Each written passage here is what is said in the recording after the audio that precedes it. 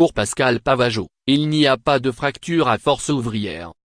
Dans la matinée, le Comité confédéral national, CCN, moins le Parlement du syndicat, s'est réuni à huis clos pour élire le nouveau bureau confédéral et la commission exécutive, la direction élargie. En montant à la tribune, Pascal Pavageau a eu le droit à une longue standing ovation d'une bonne partie de la salle. Quelques minutes plus tard, son élection était annoncée. Avec plus de 96% des voix, il est devenu le 5e secrétaire général de FO. Son bureau confédéral, composé de 13 personnes, est renouvelé de moitié. Quant à la composition de la CE, elle n'était toujours pas connue en fin de journée. Lire aussi. Pascal Pavageau élu à la tête de Force ouvrière pour succéder à Jean-Claude Mailly. Les réformistes ont continué à manifester leur mécontentement lors du vote des résolutions, notamment celle sur le social.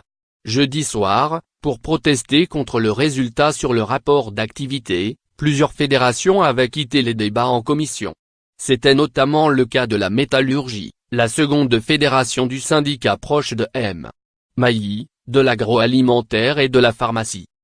Vendredi, des militants ont déploré, sifflet à l'appui, de ne pas avoir les textes sous forme papier et décidé de s'abstenir en conséquence.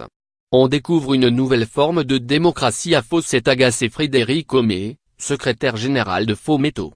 Lu entièrement à l'oral, la résolution, qui appelle à l'abrogation de la loi travail et des ordonnances Macron a fini par être largement adoptée. Idem pour la résolution générale, qui donne la ligne du syndicat pour les 4 prochaines années. Elle affirme en conclusion le soutien du Congrès à toutes les mobilisations en cours et en particulier à celle des cheminots. Ainsi, le Congrès exige le retrait du projet de loi, le maintien du statut particulier des cheminots ainsi que le maintien du service public ferroviaire. Il est aussi précisé que la perspective d'une mobilisation interprofessionnelle est aujourd'hui nécessaire, y compris par la grève, le tout en lien avec toutes les confédérations syndicales, une façon de tenter de satisfaire à la fois les plus contestataires et les plus réformistes. Dans un discours très offensif, M. Pavageau a promis de prendre contact avec ses homologues syndicaux dès la semaine prochaine.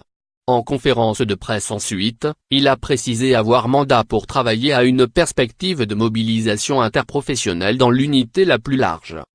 Le nouvel homme fort de FO a aussi rendu hommage à Jean-Claude Mailly, à qui il a souhaité un repos bien mérité, une excellente retraite mais aussi une pleine réussite dans ses nouveaux projets. L'intéressé appréciera. Lui qui a tout été au même moment. Je suis redevenu libre. Discours du nouveau secrétaire de FO. Hypocrisie et duplicité. Respect aux militants réformistes. Je suis redevenu libre. Discours du nouveau secrétaire général de FO. Hypocrisie et duplicité. Respect aux militants réformistes. Après un congrès marqué par les divisions, M. Pavageau a souligné que si l'indépendance est un combat, l'unité est toujours une réalité. Avant sa prise de parole, il avait jugé devant des journalistes qu'il n'y avait pas de fracture dans son organisation. Il y a eu des débats qui se sont largement exprimés, parfois de façon assez vive avait-il précisé, mais aussi des effets de manche qui font partie de l'exercice. Sur le fond des dossiers, le nouveau secrétaire général a fustigé les ordonnances réformant le Code du travail, cible des critiques pendant la semaine. Selon lui, elles ne sont rien d'autre que la loi travail XXL, reprenant ainsi le slogan de la CGT. Il s'est attardé plus particulièrement sur les ruptures conventionnelles collectives, qu'il a qualifiées de piège syndical avant d'ironiser sur le titre du projet de loi pour la liberté de choisir son avenir professionnel sur l'assurance chômage, l'apprentissage et la formation professionnelle.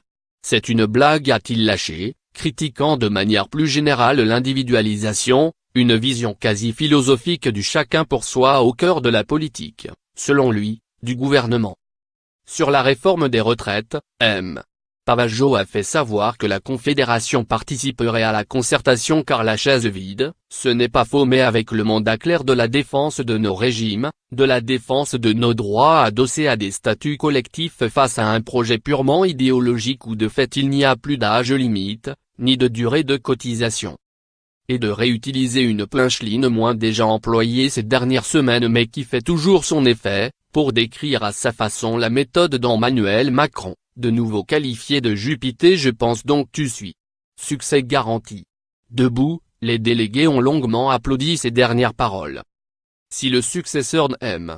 Mahi a réussi à se faire ovationner vendredi, reste à savoir comment, au-delà des mots, il arrivera à ménager les différentes sensibilités de son syndicat. Comme une référence à un congrès qu'M. Pavageau avait anticipé comme Hard Rock 2 morceaux d'Akbar /DC ont conclu la semaine. Sans oublier la traditionnelle internationale.